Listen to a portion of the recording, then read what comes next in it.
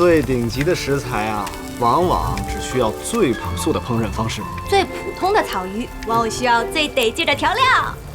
你这口味太重了吧？和葱、你是魔鬼吧？香菜，那香菜放了还能吃吗？还有酱料。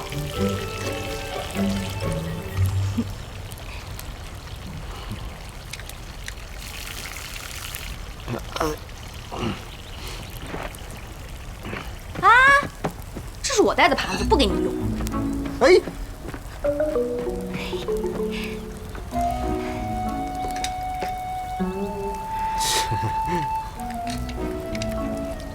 小姐，快尝尝。尝尝我的。我给小姐做了这么久的饭，怎么可能不知道她最喜欢吃什么？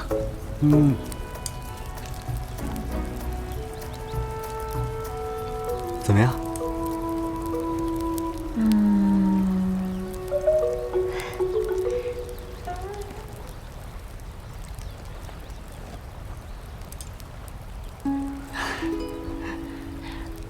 小姐，这可是镜花楼大厨的秘方，还有你最喜欢吃的香菜。虽然镜花楼的饭菜精致可口，但是我更喜欢南梦湖的粗茶淡饭，更有生活气息。小姐真偏心，你做的也不错啊。